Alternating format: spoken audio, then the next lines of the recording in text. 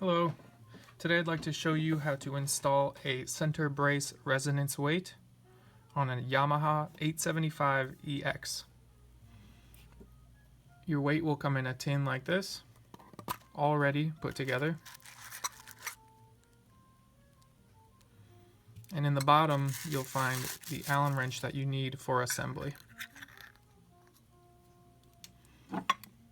First thing we need to do is disassemble the weight by loosening this screw in the middle.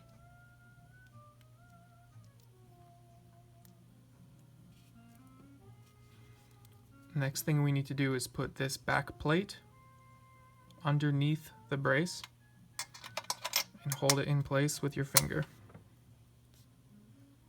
Then you're going to take the top piece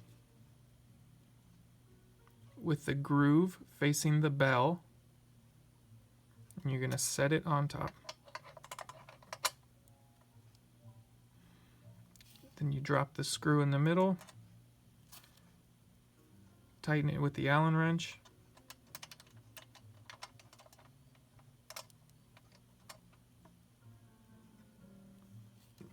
and you're all set.